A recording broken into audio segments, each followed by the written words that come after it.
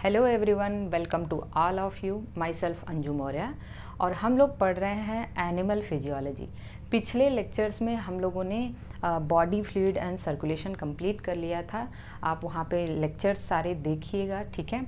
अगर कोई चीज़ नहीं समझ आती है तो मैं उसको दोबारा से भी बता सकती हूँ, या आपका कोई भी जो भी आपके अपने टॉपिक हैं उसको भी आप बताएंगे, मैं उसको भी कवर करूँगी। आज के लेक्चर में हम लोग पढ़ने जा रहे हैं एनिमल फिजियोलॉजी का दूसरा chapter, that is the digestion and absorption. Again very interesting topic, ठीक है। हम इसको पढ़ेंगे डाइजेशन एंड एब्जॉर्प्शन। तो चलिए, यहाँ पे दो टर्म दिख रहे हैं, पहला है डाइजेशन और एब्जॉर्प्शन। हालांकि हमें इसको पूरी की पूरी जो डाइजेशन की प्रोसेस हम लोग देखते हैं तो उसमें ही आता है डाइजेशन का मतलब क्या है। डाइजेशन में कई सारे स्टेप आते हैं, जैसे अभी हम एक एक स्टेप को आपको आगे बताएंगे। लेकिन पहले मुझे एक बात बताइए कि क्या डाइजेशन, अगर जो भी फूड हम लोग खाते हैं, ठीक है, एकदम अच्छे से इस बात को समझना है, जो भी फूड हम लोग खाते हैं क्या वो डायरेक्टली हमारी टिश्यूज़ के द्वारा यूज़ कर लिया जाता है? ऐसा नहीं होता है। पहले उसको बहुत सारी प्रोसेस के थ्रू गुजरना पड़ता है। पहली चीज़ हमने क्या किया, इंजेशन का मतलब फूड इनटेक, ठीक है। इंजेशन के बाद फूड जब बकल कैविटी में जाता है तो हम क्या करते हैं, मैस्टिकेशन एक मैकेनिकल प्रोसेस है, ठीक है। फिर हम क्या करते हैं, हम उसको स्वेलोइंग करते हैं, जिसको हम डिग्लूटिशन कहते हैं। स्वेलोइंग के बाद पेरिस्टाल्टिक मूवमेंट के दौरान, ठीक है, हम कहते हैं ना कि जब हम स्वेलो करेंगे तो ईसोफेगस से होते हुए फूड स्टमक तक जाएगा। तो स्टमक तक फूड पहुंचने के लिए उस फूड पार्टिकल को पेरिस्टाल्टिक मूवमेंट करना पड़ता है, कहाँ पे, ईसोफेगस में, ठीक है। जब ईसोफेगस से स्टमक में फूड गया तो वहाँ भी एक मैकेनिकल प्रोसेस हो रही है। मैकेनिकल प्रोसेस क्या, स्टमक में फूड 4-5 घंटे के लिए उथल पुथल मचाता है। उथल पुथल का इन द सेंस कि फूड की मिक्सिंग होती है, क्योंकि वहाँ पे HCl होता है। स्टमक में क्या होता है, HCl होता है, तो वहाँ पे फूड 4-5 घंटे के लिए क्या होता है, मिक्स होता रहता है। Depending upon the quality, we can say the chemical nature of food कैसा है, फैट है तो फैटी फूड काफ़ी ज़्यादा टाइम तक के लिए रहता है पेट में। कार्बोहाइड्रेट है, अगर आप हम कह सकते हैं प्रोटीन वाला फूड है, तो उस बात पे डिपेंड करेगा कि फूड का केमिकल नेचर क्या है। अगर वो फैटी फूड है तो काफ़ी ज़्यादा टाइम तक के लिए पेट में रहता है, पेट इन द सेंस स्टमक में रहता है। तो स्टमक में जो ये एसिड में फूड को मिलाने वाली जो प्रोसेस होती है उसको हम कर्निंग मूवमेंट कहते हैं, चर्निंग या कर्निंग मूवमेंट कहेंगे। अब वो फूड फाइनली कहाँ जाता है, स्मॉल इंटेस्टाइन में जाता है, और स्मॉल इंटेस्टाइन में कंप्लीट डाइजेशन होता है। अब आप कहोगे डाइजेशन का मतलब ये है, डाइजेशन का मतलब ये है कि जो भी फूड पार्टिकल हम खाते हैं उसमें जो भी फूड हम खाते हैं उसमें जो भी मैक्रो मॉलिक्यूल्स हैं, like proteins, like carbohydrate, like fats, ठीक है, उसको हम वैसे ही एब्जॉर्ब नहीं कर सकते। उसको पहले तोड़ना पड़ता है उनके मोनोमर फॉर्म में।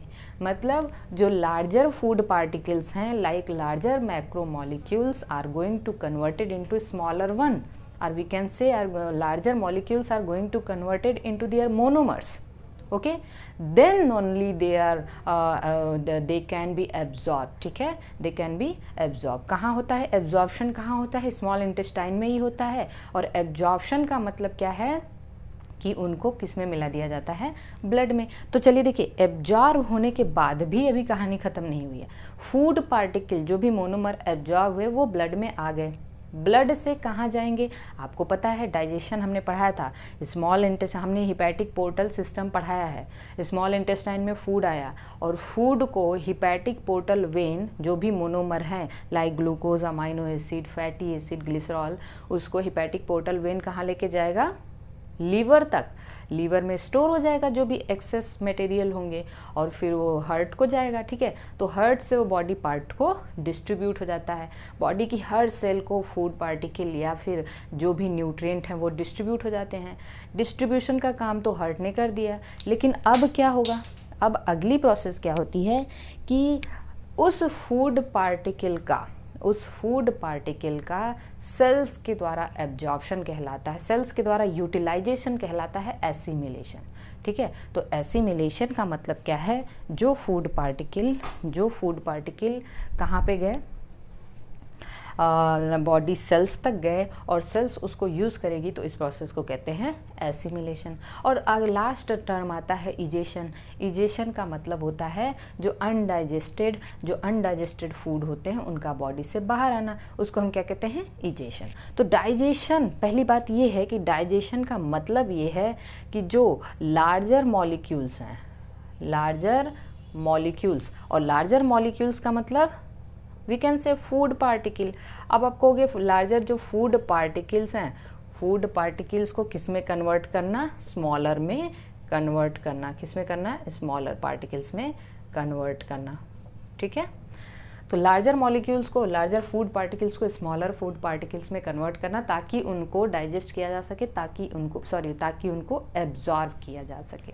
तो so larger molecules are converted into absorbable form. Okay, अब एक बात आपको ये समझना है कि जैसे अगर मैं यहीं पे लिख दूं कि लार्जर फूड पार्टिकल में अगर बायो मैक्रो मॉलिक्यूल है, ठीक है, बायो मैक्रो मॉलिक्यूल्स, जैसे अगर आपने क्या खाया, आपने स्टार्च खाया मतलब आपने रोटी खाया, तो रोटी में स्टार्च प्रेजेंट है।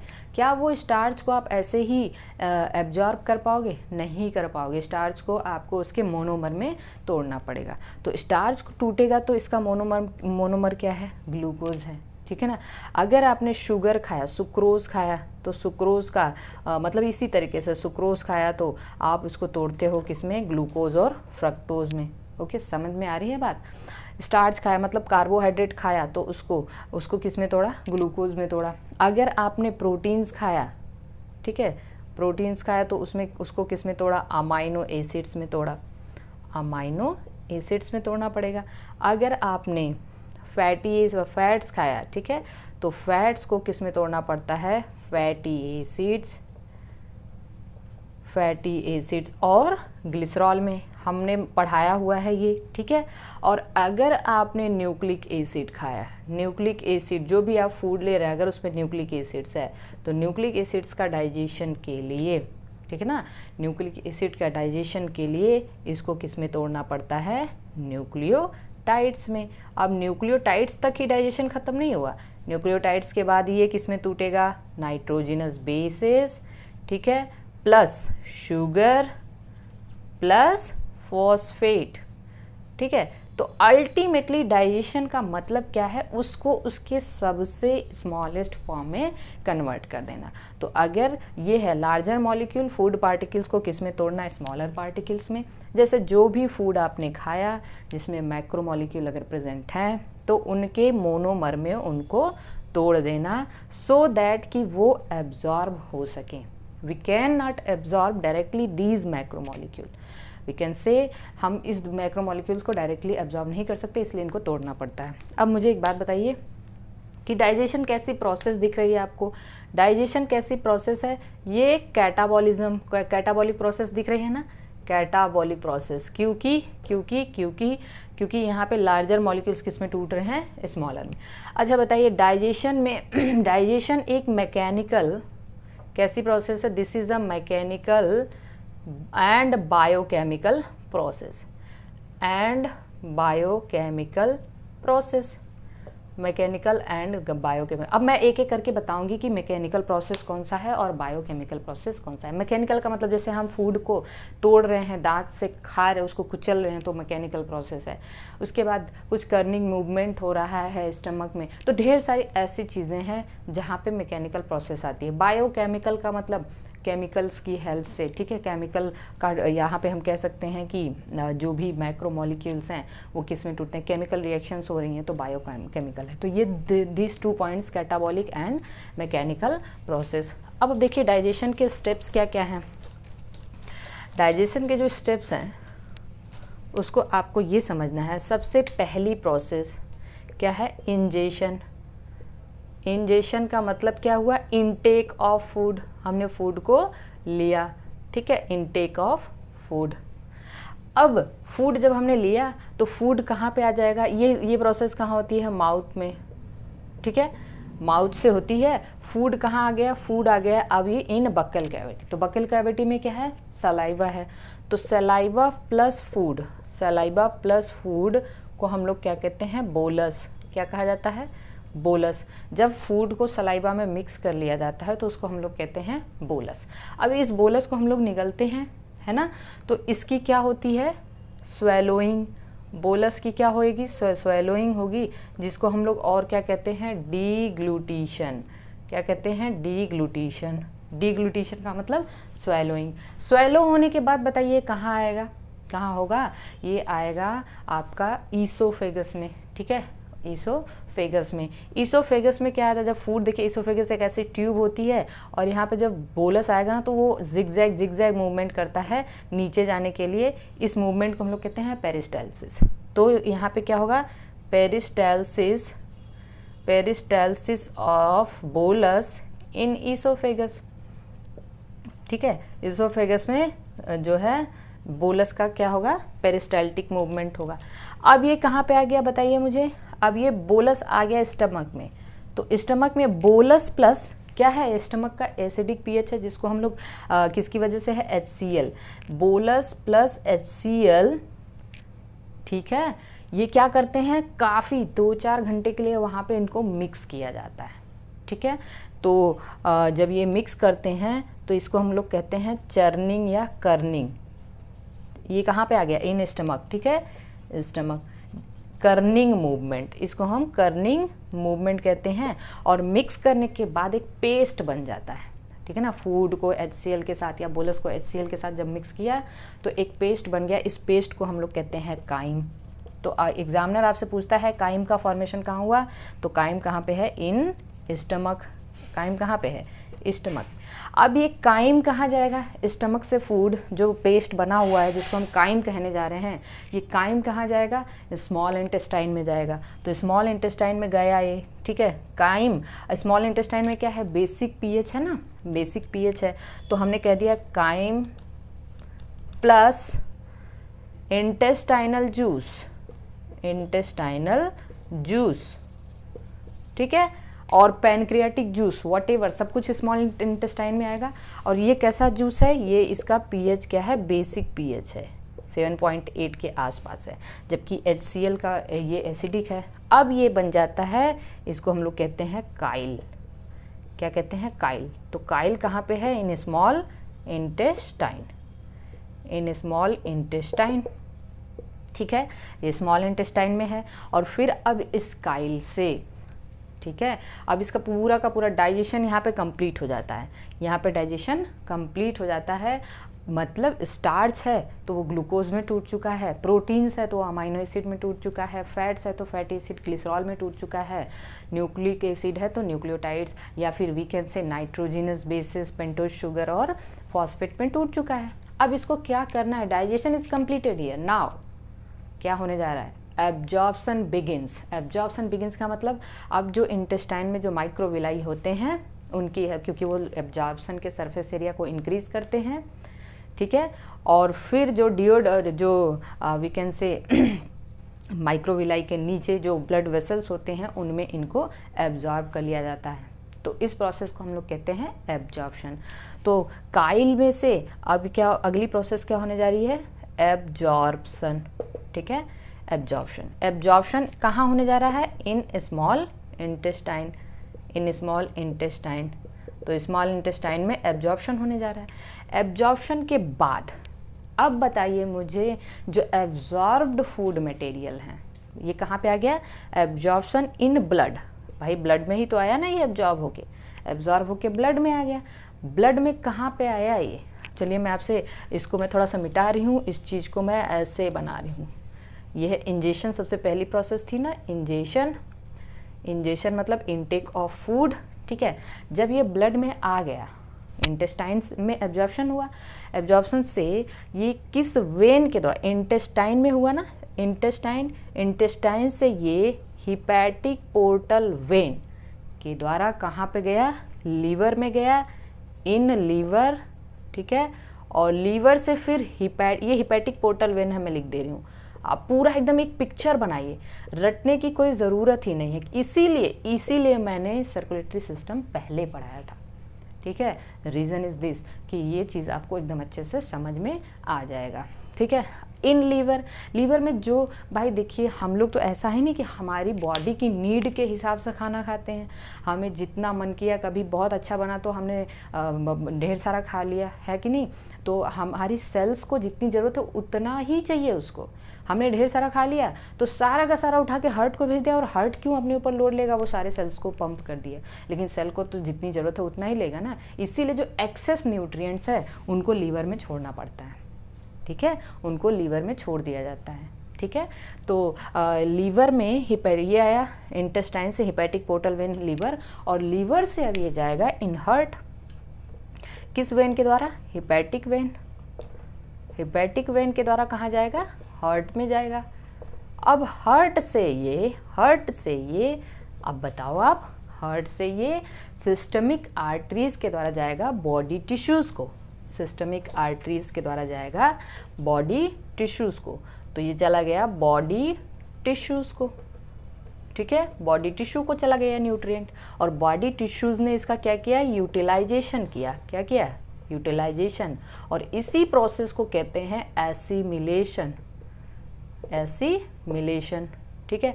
और जो जब डाइजेशन हो रहा था, जो डाइजेस्टेड फूड अनडाइजेस्टेड रह गया, मतलब यू कैन से जो फूड अनडाइजेस्टेड रह गया उसको रिमूव आउट करना क्या कहलाता है, इजेशन। तो सिंपल सी प्रोसेस ये है कि डाइजेशन का मतलब लार्जर फूड पार्टिकल्स को हमने स्मॉलर में तोड़ा, ठीक है, लार्जर फूड पार्टिकल्स को हमने स्मॉलर में तोड़ा, और फिर हमने आपको बताया कि जो स्मॉलर फूड पार्टिकल हैं, ऐसे पढ़ना है आपको, देखिए कंफ्यूज नहीं होना, ऐसे यहाँ से शुरू करना है। मैं क्या बता रही थी, हाँ, तो सबसे पहले हमने क्या किया, इंजेशन किया, इनटेक ऑफ फूड माउथ में हुआ, सलाइवा प्लस फूड बोलस हो गया, ठीक है। क्योंकि आप अब याद रखना, सलाइवा का पीएच अकॉर्डिंग टू एनसीईआरटी 6.8 है, इसका पीएच कितना होता है, 6.8, अप्रॉक्सीमेटली न्यूट्रल पीएच 6.8 मैंने लिखा है। फूड बोलस की स्वेलोइंग हुई, इसको हम डिग्लूटिशन प्रोसेस कहते हैं, और उसके बाद peristalsis of bolus in oesophagus, फिर ये कहाँ आ गया, स्टमक में आ गया। स्टमक में बोलस और HCl मिल के कर्निंग मूवमेंट किया तो क्या बनाया, एक पेस्ट बनाया जिसको काइम कहते हैं। काइम जो है इंटेस्टाइनल जूस और पेनक्रियाटिक जूस के साथ मिलके काइल बना लेता है। काइल कहाँ है, स्मॉल। अब यहाँ से एब्जॉर्प्शन हो जाता है इंटेस्टाइन में, ठीक है, इंटेस्टाइन से ब्लड में एब्जॉर्ब हो जाता है, स्मॉल इंटेस्टाइन में होता है एब्जॉर्प्शन, और फिर ये ब्लड में चला जाता है। ब्लड से हिपैटिक पोर्टल वेन, मतलब स्मॉल इंटेस्टाइन से हिपैटिक पोर्टल वेन के थ्रू ये लीवर में जाता है, और लीवर से फिर हिपैटिक वेन, क्योंकि लीवर से ये हार्ट को जाएगा ना, तो हिपैटिक वेन के थ्रू ये हार्ट को जाएगा, हार्ट से ये बॉडी टिश्यूज़ को जाएगा न्यूट्रिएंट, और बॉडी टिश्यूज़ का यूटिलाइजेशन करेंगे, इसी को हम लोग कहते हैं एसिमिलेशन। तो सबसे पहली प्रोसेस इंजेशन, दूसरी प्रोसेस डाइजेशन, तीसरी प्रोसेस एब्जॉर्प्शन, और चौथी process assimilation, last one is the egestion. तो अगर इसको हम ध्यान से समझें तो डाइजेशन में 5 प्रोसेस आएगा। सबसे पहली प्रोसेस क्या है, इंजेशन, ठीक है, दूसरा है इंजेशन के बाद डाइजेशन, डाइजेशन के बाद तीसरा क्या है, एब्जॉर्प्शन, और एब्जॉर्प्शन के बाद चौथा क्या है, एसिमिलेशन, और पांचवा क्या है, दैट इज द इजेशन। तो ये है पूरी की पूरी डाइजेशन। और डाइजेशन की जो डाइजेशन कैसा प्रोसेस है, catabolic, mechanical and biochemical process. Catabolic क्यों है, क्योंकि लार्जर फूड पार्टिकल्स को हमने किस में तोड़ा, स्मॉलर में तोड़ा, ठीक है, लार्जर फूड पार्टिकल्स को हमने स्मॉलर में तोड़ दिया। यहाँ तक बात क्लियर हो चुकी है। एक बार इस चीज़ को, सॉरी कैमरा फिक्सिंग प्रॉब्लम हो चुकी है, एक बार देख लीजिएगा इसको।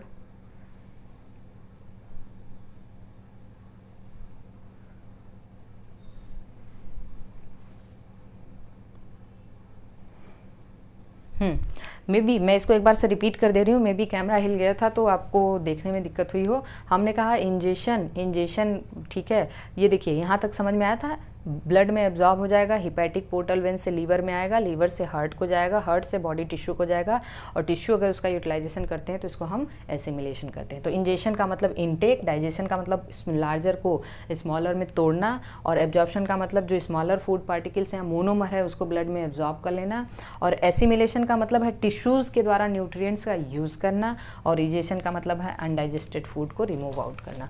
सो this is all about the. अब बताओ आप कहाँ पे दिक्कत है आपको। अब आपको लगेगा कि मतलब आपको ये बस ध्यान से समझना है, कर्निंग, काइम, काइल, बोलस, ये सब कहाँ टर्म आते हैं, इसको आपको समझ लेना है। चलिए डाइजेस्टिव सिस्टम अब हम लोग देखते हैं। Digestive system, what is the digestive system. तो डाइजेस्टिव सिस्टम में क्या क्या आते हैं। तो पहला एक है that is the alimentary canal, alimentary canal, ठीक है, और accessory digestive parts. Accessory digestive parts आपके, हालांकि आपके बुक में डाइजेस्टिव एक्सेसरी ग्लैंड्स दिया है, मैंने डाइजेस्टिव पार्ट लिख लिया, क्योंकि एलिमेंट्री कैनाल क्या होता है, that extend from mouth to anus, ठीक है, mouth to anus, this is the alimentary canal. और इसके बाद, या जीआई ट्रैक्ट हम कह सकते हैं इसको हम क्या कह सकते हैं, GI tract, this is the GI tract. और इसके बाद gastro intestinal tract. Accessory digestive part में क्या क्या आने जा रहा है। सबसे पहले देखिए एक्सेसरी पार्ट, टीथ जो फूड को कुचलेगा, टंग, ठीक है, सलाइवा मिक्सिंग का काम जो करा, फूड को सलाइवा से मिक्स करने का। तीसरी चीज़ क्या है, अब बताइए और क्या क्या, सलाइवरी ग्लैंड्स है ना, सलाइवरी ग्लैंड्स। चौथा चीज़ क्या है, लीवर। और पांचवा चीज़ क्या है, पैनक्रियाज। सो इतने हमें एक्सेसरी डाइजेस्टिव पार्ट्स पढ़ने। एक्सेसरी डाइजेस्टिव पार्ट्स में हम लोगों को इतनी चीज़ें पढ़नी है, ठीक है। क्या क्या है, टीथ, टंग, सलाइवरी ग्लैंड, लीवर, ठीक है। लीवर में ही हम लोग गॉल ब्लैडर भी पढ़ेंगे, तो गॉल ब्लैडर को भी हम लीवर में ऐड कर लेते हैं। देखिए गॉल ब्लैडर का काम क्या है, बाइल को स्टोर करना। बाइल सिक्रीट करने का काम कौन करता है, हिपैटोसाइट्स, लीवर सेल्स। तो this is the alimentary canal and this is the excessive digestive part. So सबसे पहले हम स्टार्ट करते हैं टीथ से। तो आइए हम सब ये हम देखेंगे एक एक करके। तो सबसे पहले हम स्टार्ट करते हैं टीथ। तो पहली बात देखिए, अगर हम टीथ की बात करें तो इसका जो ओरिजिन है एक्टोमीजोडर्मल है। Very very important. ये कैसा है, इसकी ओरिजिन कैसी है, एक्टोमीजोडर्मल। क्योंकि टीथ के दो बड़े इंपॉर्टेंट पार्ट हैं जो बॉडी के सबसे हार्डेस्ट पार्ट में से हैं, ठीक है, सबसे हार्डेस्ट पार्ट है। जैसे क्या कहते हैं, हमारा जो टीथ है इसका सबसे जो ऊपरी शाइनिंग पार्ट, ऊपर वाला शाइनिंग पार्ट है, इसको हम लोग क्या कहते हैं, दैट इज द इनेमल। और enamel is the hardest substance of the body. इसके नीचे एक और परत है जिसको हम डेंटाइन कहते हैं। Dentine is the second most hardest part of the body, ठीक है। तो वो जो इनेमल है उसकी ओरिजिन क्या है, इनेमल है जो एक्टो का मतलब एक्टोडर्मल की, इनेमल की जो ओरिजिन है वो एक्टोडर्मल है, और जो डेंटाइन है उसकी ओरिजिन मीजोडर्मल है, ठीक है। This is the first hardest substance and this is the second hardest substance of body, ठीक है। अब हम लोग देखते हैं, अगर हम एक टीथ का स्ट्रक्चर देखें तो टीथ की लोकेशन कहाँ है। पहले अगर हम इसकी लोकेशन देखें तो इसकी लोकेशन है, ठीक है, कहाँ पे, आपके अपर जॉ और लोअर जॉ में। तो हम कहेंगे अपर जॉ और लोअर जॉ में, है ना। तो उसके बाद अगर आप देखेंगे कि जो जॉ बोन होती है, जॉ के अंदर जो बोन है उसको हम अपर जॉ बोन को हम लोग क्या कहते हैं, this is called as maxillary bone, ठीक है ना, मैक्सिलरी बोन। और जो लोअर जॉ है इसको हम कहते हैं मैंडिबुलर बोन, ठीक है। तो ये सब क्या बनाते हैं, एक सॉकेट लाइक स्ट्रक्चर बनाते हैं। सॉकेट लाइक स्ट्रक्चर का मतलब जैसे ये बना एक सॉकेट लाइक स्ट्रक्चर, ऊपर भी और नीचे भी, आपके जॉ के अंदर। और ये जो सॉकेट लाइक स्ट्रक्चर है, इस सॉकेट को हम कहते हैं एल्वियोलर बोन, एल्वियोलर बोन, ठीक है, या एल्वियोलर सॉकेट। यही जो बोन से बनी हुई सॉकेट है इसको हम कहते हैं एल्वियोलर सॉकेट या एल्वियोलस। क्या कहते हैं? एल्वियोलस। एल्वियोलाई बहुत जगह आएगा, एल्वियोलाई ब्रेस्ट में आएगा, एल्वियोलाई हार्ट में आएगा, ठीक है, सॉरी लंग्स में आएगा, एल्वियोलाई यहाँ भी आया, ठीक है, कंफ्यूज नहीं होना है। तो फिर आप देखेंगे कि ये जो बोन है ना, यही है मैंडिबुलरी बोन या फिर मैंडिबुलर या फिर मैक्सिलरी। अब इसके अंदर आपका टीथ है, ठीक है। तो देखिए जो टीथ है उसको मैंने कुछ ऐसे बना दिया। सो this is what the teeth, एक टूथ बनाया मैंने। अब ये बाइकस्पिड ट्राइकस्पिड हो सकता है। बाइकस्पिड कौन होते हैं, ट्राइकस्पिड कौन होते हैं, अभी हम आगे आपको बताएंगे। तो चलिए, बाइकस्पिड मतलब इस तरीके से 2 कस्प दिख रहे हैं आपको।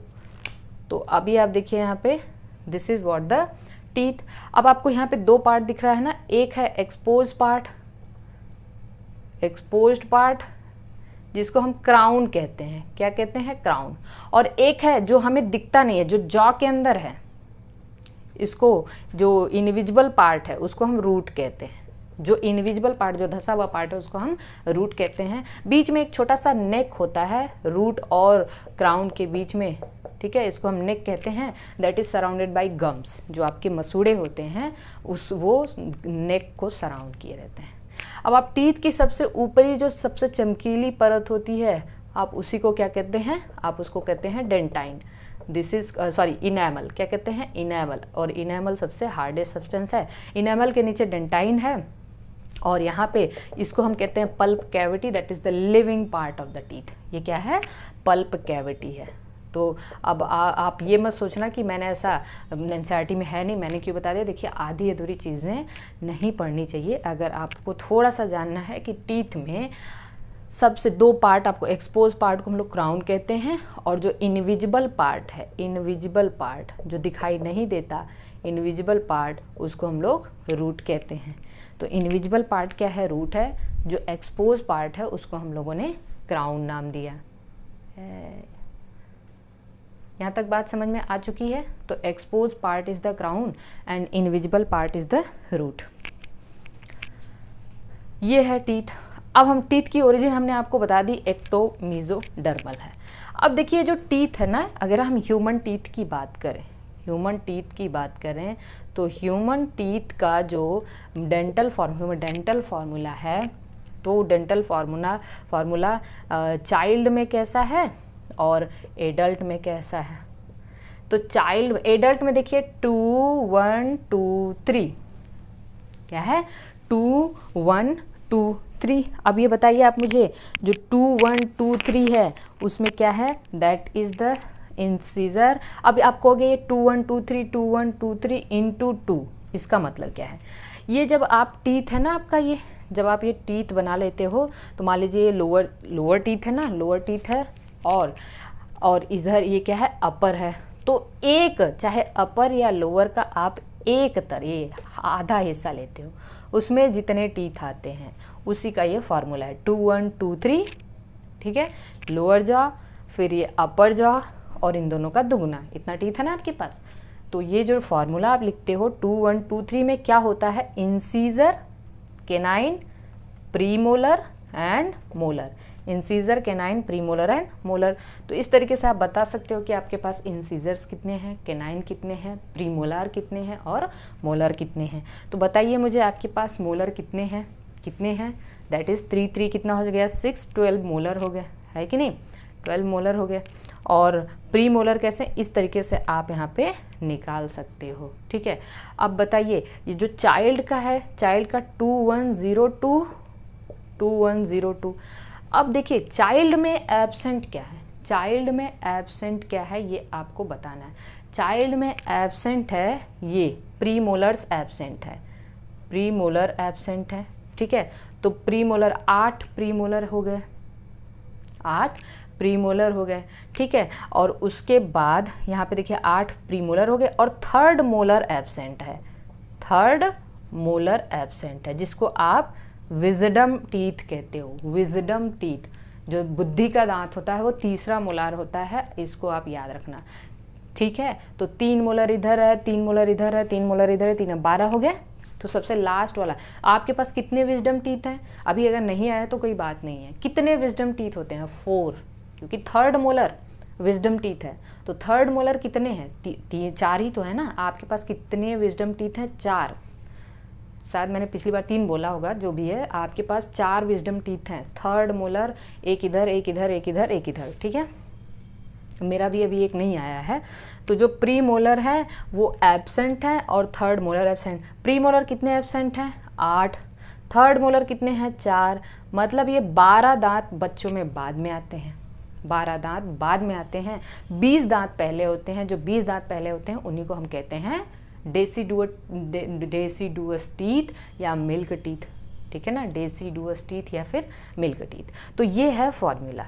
इस फॉर्मूले को एडल्ट और चाइल्ड में आप, तो आप याद रखना कि बच्चों में प्रीमोलर तो पूरा एब्सेंट होता है, मोलर थर्ड मोलर भी एब्सेंट होता है। अब हमें ये देखना है कि कौन कौन से टीथ के बारे में। ह्यूमन टीथ कैसा है? तो ह्यूमन टीथ की अगर हम बात करें तो ह्यूमन टीथ, ठीक है, ये पहले है थीकोडॉन्ट, थीकोडॉन्ट, ठीक है, और डाइफायोडॉन्ट और हेटेरोडॉन्ट, हेटेरोडॉन्ट। अब थीकोडॉन्ट का मतलब ये है कि ये जो ये एल्वियोलाई हमने बताया ना, इसी को थीका भी कहते हैं। क्या कहते हैं? थीका। मतलब ये एक सॉकेट में बंद रहता है, जकड़ा रहता है, इसलिए इसको हम थीकोडॉन्ट कहते हैं। डाइफायोडॉन्ट का मतलब ट्वाइस, 2 बार आता है, ट्वाइस इन लाइफ, ठीक है। एक्सेप्ट मतलब सारे के सारे दांत जिंदगी में 2 बार आते हैं। एक्सेप्ट कौन? केवल 1 बार आता है, premolar and third molar. Except premolar and third molar. Third molar ये क्या है? तो देखिए, एक्चुअली कहना तो ये चाहिए कि ह्यूमन टीथ डाइफायोडॉन्ट और मोनोफायोडॉन्ट दोनों है कि नहीं? क्योंकि सारे 20 टीथ तो 2 बार आते हैं, लेकिन 12 टीथ तो 1 बार आते हैं ना। कौन? प्री मोलर और थर्ड मोलर। तो ये क्या है? मोनोफायोडॉन्ट। लेकिन आप याद रखना, ये डाइफायोड 2 बार आते हैं कुछ टीथ ना, इसलिए मैक्सिमम टीथ 2 बार आते हैं। हेटेरोडॉन्ट का मतलब different types of teeth, different types of teeth. तो डिफरेंट टाइप्स ऑफ टीथ में क्या क्या है?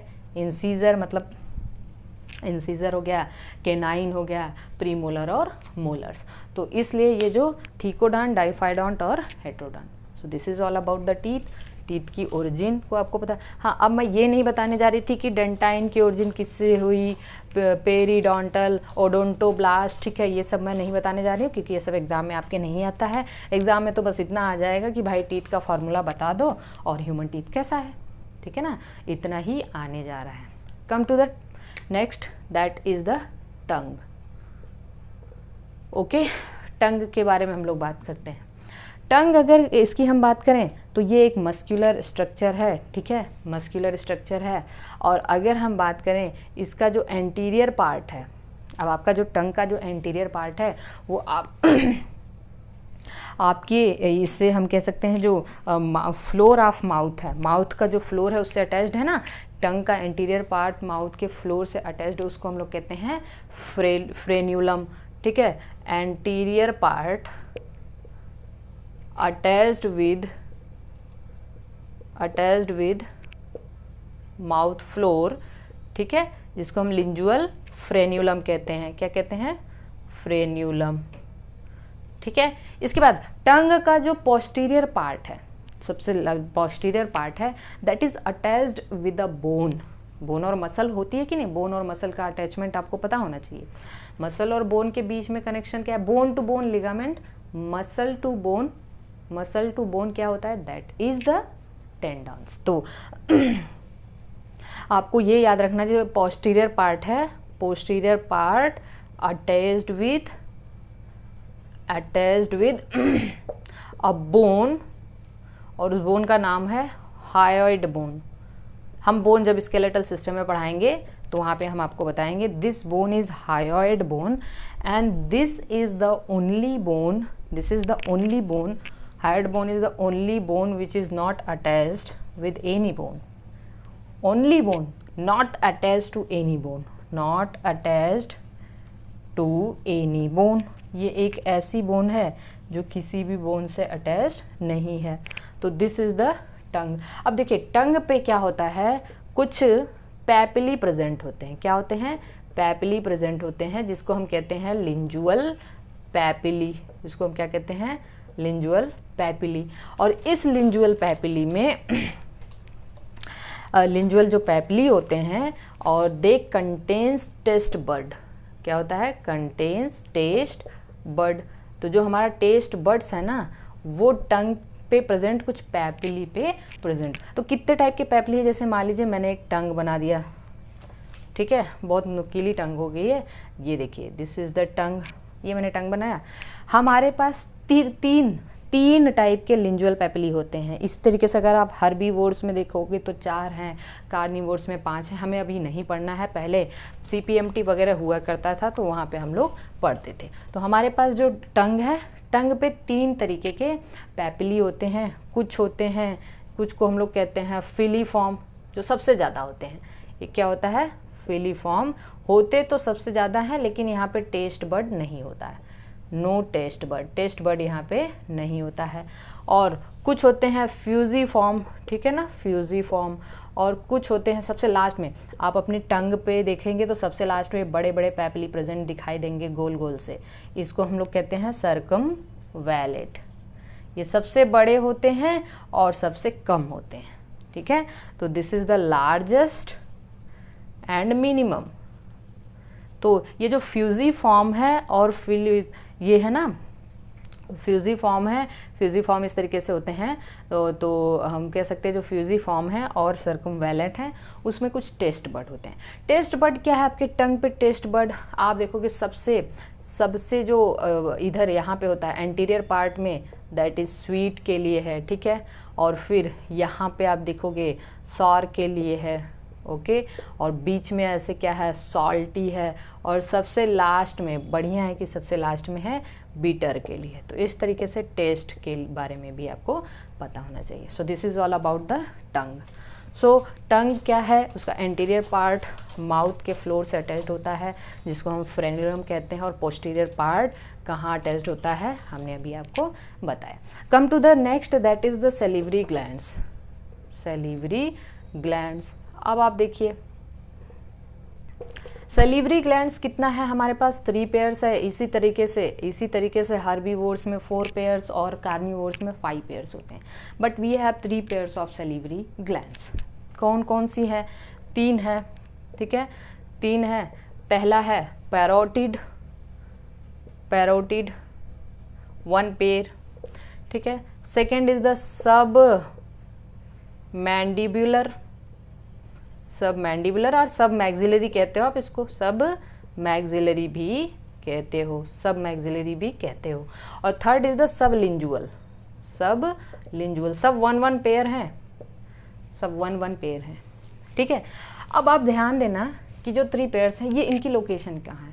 जो पैरोटिड होते हैं, अब सबसे इम्पॉर्टेंट जो एग्जाम में पूछा जाता है, हमारे जो सैलिवरी ग्लैंड्स है ना, that are located outside the buccal cavity. They are not inside the buccal cavity. They are located outside the buccal cavity. Very very important. Outside the buccal cavity. ये हमारे बकल कैविटी से बाहर होते हैं। कहाँ होते हैं? पैरोटिड ग्लैंड beneath ईयर, ये ईयर के पीछे होते हैं या नीचे होते हैं, ठीक है। क्योंकि यहाँ पे देखिए दिया हुआ है, तो आप इसको यहाँ से कंसीडर कर सकते हैं। Page number we can say page number 260 पे दिया है। हाँ, बीनीथ ईयर, ईयर के बगल में या चीक्स के पास में, है ना, चीक्स भी कह सकते हो, ये गलत नहीं है। तो ये कहाँ होते हैं? चीक्स के पास में, ठीक है। सब मैंडिबुलर और सब मैक्सिलरी कहाँ होते हैं? ये होते हैं आपके लोअर जॉ में, ठीक है, लोअर जॉ इनकी लोकेशन। और जो सब लिंजुअल है बीनीथ, लिंजुअल का मतलब समझ में आ गया आपको, टंग। चलो ठीक है। इनका सिक्रीशन क्या क्या है? ये सलाइवा सिक्रीट करेंगे। सलाइवा में क्या है? सलाइवा का पीएच क्या है? ये तो आपको पता है 6.8, ठीक है, 6.8। और उसमें कुछ एंजाइम्स हैं जो सब अब सबसे इम्पॉर्टेंट चीज़, अब ये सैलिवरी ग्लैंड है तो ये कैसी ग्लैंड होंगी? They are exocrine gland. कैसी ग्लैंड है? एक्सोक्राइन ग्लैंड है, तो एक्सोक्राइन ग्लैंड है तो डक्ट तो होनी है ना। एक्सोक्राइन ग्लैंड का मतलब ऐसी ग्लैंड जिनके पास डक्ट होता है। तो देखिए पैरोटिड में जो डक्ट होती है उसको हम लोग कहते हैं स्टेनसन्स डक्ट। क्या कहते हैं? स्टेनसन्स डक्ट। स्टेनसन्स डक्ट। अब कंफ्यूज नहीं होना, पी से पापा याद रख लीजिए और सन, ठीक है, पापा सन, पापा सन। पैरोटिड जो सब मैंडिबुलर है, जो सब मैंडिबुलर है, इसकी ग्लैंड का नाम है, देखिए एम है ना, एम, एम को उल्टा करोगे क्या आएगा? W, Wharton duct, Wharton's duct, Wharton's duct, ठीक है, इसको भी नहीं भूलना है आपको, इसको उल्टा जस्ट कर दो। सब लिंजुअल, इसमें एक तीसरा बचा डक्ट ऑफ रेविनस, तो रेविनस, रेविनस या बार्थोलिन, बार्थोलिन ग्लैंड्स भी है लेकिन अभी हम इसको पढ़ेंगे डक्ट। ये क्या है? रेविनस डक्ट या बार्थोलिन डक्ट।